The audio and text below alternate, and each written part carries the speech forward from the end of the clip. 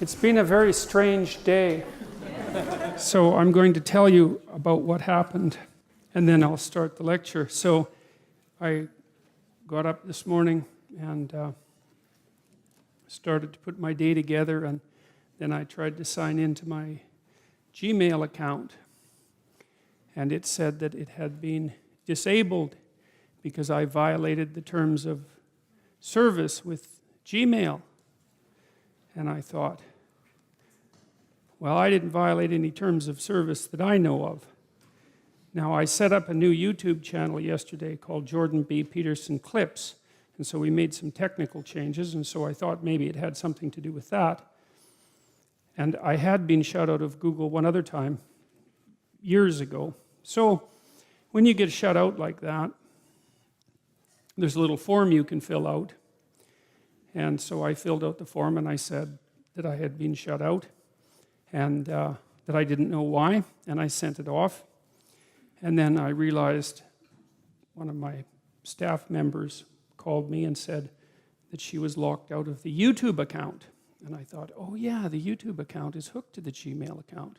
So that meant that I couldn't get access to any of my YouTube videos. They were still up and online, but I couldn't get access to them. I couldn't post last week's biblical lecture, for example. And so that was worrisome and made me suspicious.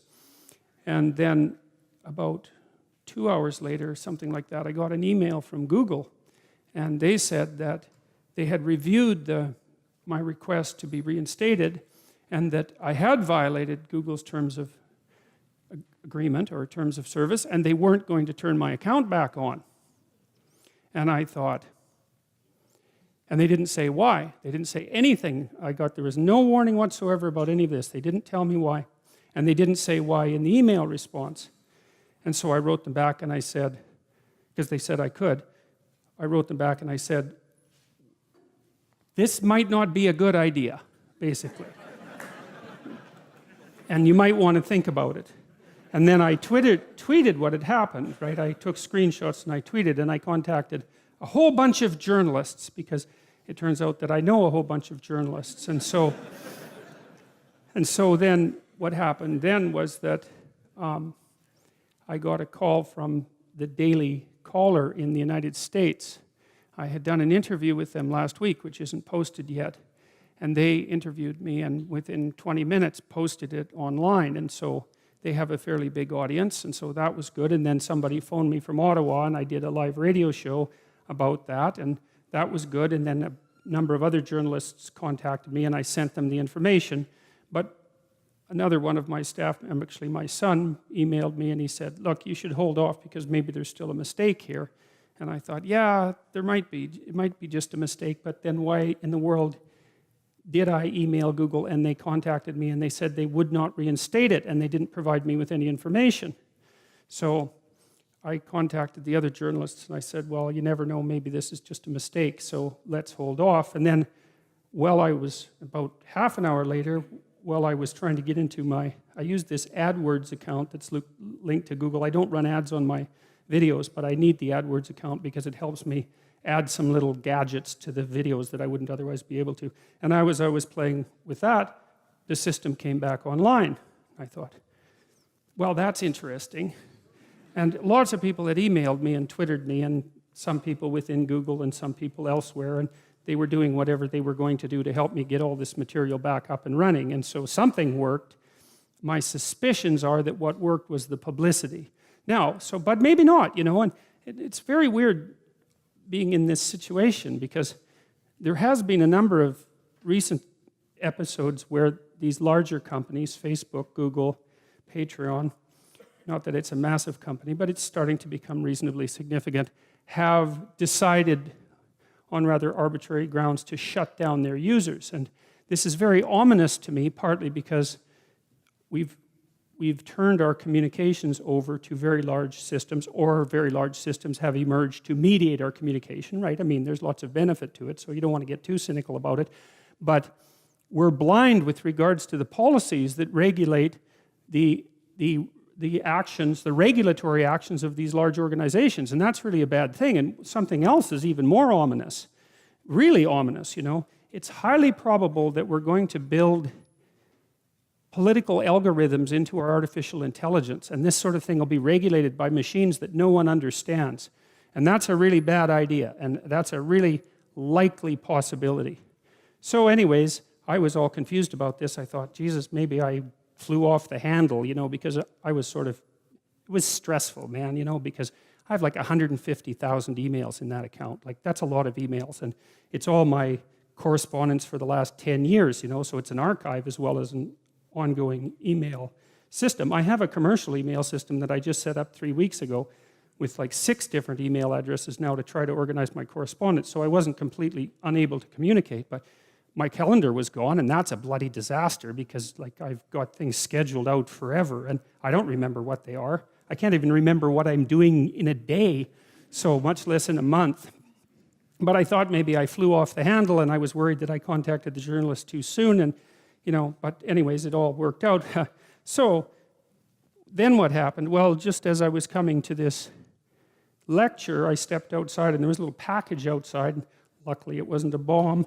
And there was a package outside, nice little package. And my wife and I looked inside it, and there was a couple of bottles of wine in there. So that was nice, and there was a little note. And so I'm going to read you the little note because it's actually pretty interesting. So this person said that they had finally tackled the self-authoring suite, so they seem to be happy about that, but that's not so interesting except peripherally. A friend on Twitter has contact with Google engineers. She said, quote, I spoke with some friends inside Google who offered to help, and I did get contacted by quite a few people at Google who said that they had been watching my lectures and so on and were happy about what I was doing. Anyways, I spoke with some friends inside Google who offered to help, but they suggest he set up a backup plan. The teams are feeling significant pressure from advocacy groups. And, quote, I have at least 4 Google engineers who offered to speak up on his behalf, but they know the team dynamics, and unfortunately, especially YouTube, is an SJW cesspool. I hope this information is useful to you. It's like, yeah, it's kind of useful, all right. So that was part of what happened today. And so, anyways, I still don't really understand it, right? Because I don't know why it got shut down, and I don't know if anything I did got it turned back on, and I don't know the reasons for it, and that's also rather ominous.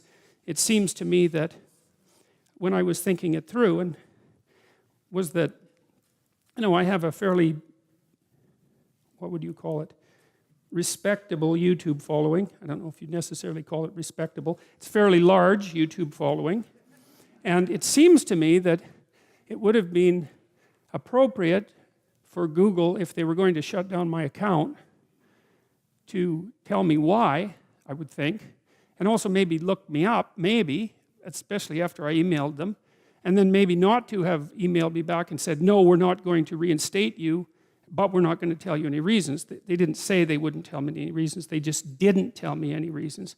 And then it also seems very strange to me that it just all of a sudden went back on after 2 hours.